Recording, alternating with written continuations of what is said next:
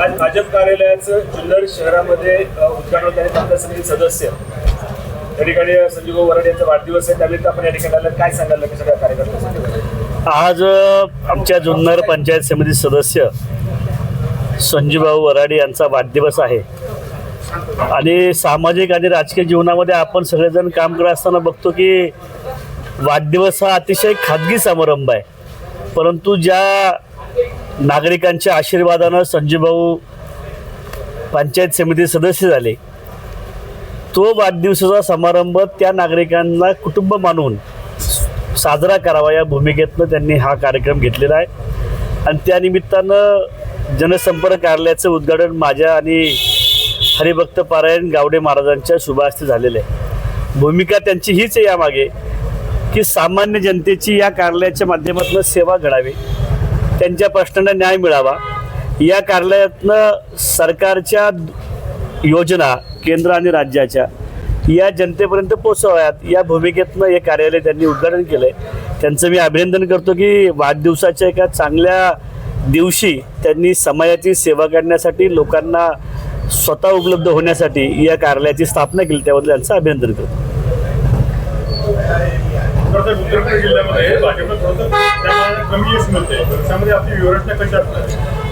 बघा, भारतीय जनता पार्टी जगातला सगळ्यात एक नंबरचा पक्ष आहे. राज्यासह अनेक राज्यामध्ये भारतीय जनता पक्षाचं सरकार आहे. पुणे जिल्ह्यामध्ये सुद्धा भारतीय जनता पार्टीची एका काळी पालकमंत्री राहिलेलं आहे, परंतु काही कारणास्तव पुणे जिल्ह्याचं पालकमंत्री आता भारतीय जनता पक्षाकडे नाही. तुमचं म्हणणं खरं आहे की या तालुक्यामध्ये थोडी भारतीय जनता पक्षाची ताकद कमी आहे आणि कदाचित ती ताकद वाढवावी यासाठीचाच कदाचित अशा पद्धतीचा दौरा माझा असू शकतो. कारण मी राज्याचा युवकांचा अध्यक्ष राहिलो, आता राज्याचा ओबीसी मोर्चाचा अध्यक्ष आहे. त्यामुळे माझं दायित्व आहे की माझ्या संघटनेतल्या कार्यकर्त्यांना ताकद द्यावी, त्यांच्या कार्यक्रमांना उपस्थित राहून त्या कार्यकर्त्याच्या मागे उभं राहावं आणि कदाचित मी ज्या पद्धतीनं घडलो की माझ्या नेतृत्वानं अशाच पद्धतीनं माझ्या मागे उभं राहिले आणि म्हणून मी कदाचित हडपसर विधानसभेमध्ये इतिहास घडलो की पहिल्यांदा मी आमदार त्या भारतीय जनता पक्षाचा त्या ठिकाणी झालो आणि वारंवार प्रवास करून कार्यकर्त्याचे संबंध ठेवून जनतेपर्यंत पोचून नजीकच्या काळामध्ये भारतीय जनता पक्षाची ताकद या तालुक्यामध्ये आम्ही नक्की वाढवू.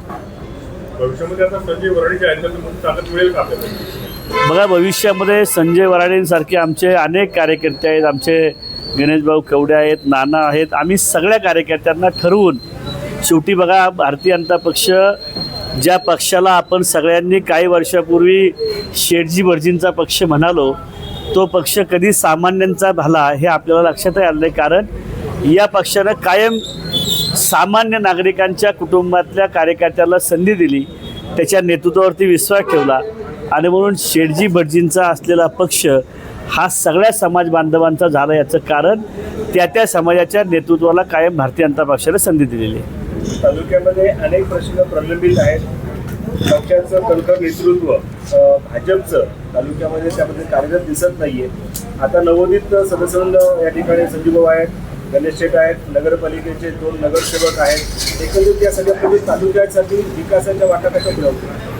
बघा, तालुक्यामध्ये आमच्या आशाताई बुचके यांनी नेतृत्व केलं आहे, आमच्या तालुक्याच्या अध्यक्षांनी नेतृत्व केलं आहे. आता 2 नगरसेवक आमचे नंदू तांबोळे आणि रोकडे साहेब, हे दोघेही या ठिकाणी आमचे निवडून आले. बघा, शेवटी सुरुवात होत असताना अशाच पद्धतीने सुरुवात होते, परंतु नेतृत्वाला कायम संधी द्यावी. आमच्या संघटनेची एक रचना आहे, त्या रचनेतनं आम्ही काम करतो.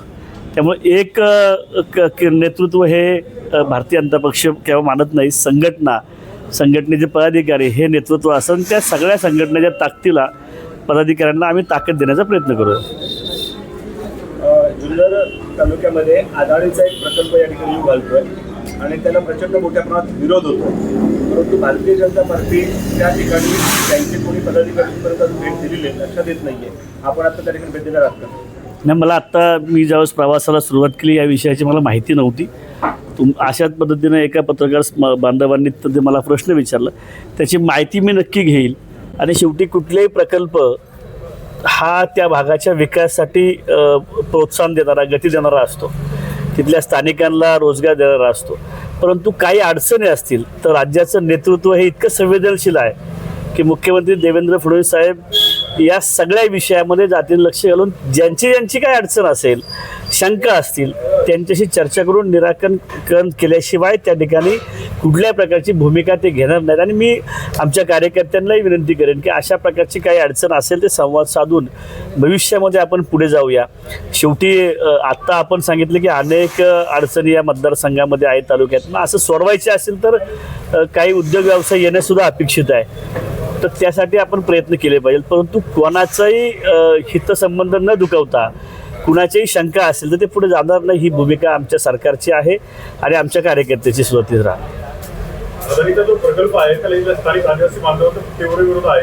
तर एक युवक जो आहे सोरठवाडची तो इथे चौकात गेले 8 दिवस उपोषण करतो आपण त्या ठिकाणी भेट देणार आहात का प्रश्न मार्गी लावणार? मी आत्ता एका वेगळ्या कार्यक्रमासाठी आलेलो आहे. याच्यातनं वेळ मिळाला तर नक्की त्या ठिकाणी भेट देईल.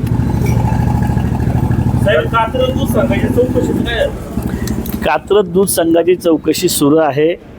मी विधानसभेच्या अधिवेशनामध्ये कात्रज दूध संघाचे बोगस दूध संस्था याची चौकशी करावी ते करत असताना त्याच्यामध्ये चौकशी समितीमध्ये FDIचा अधिकारी नेमावा ही भूमिका मांडल्याने त्या अधिकाऱ्याची नेमणूक आता होती आहे आणि ती नेमणूक झाली की सलग चौकशी आत्ता सुरू होईल.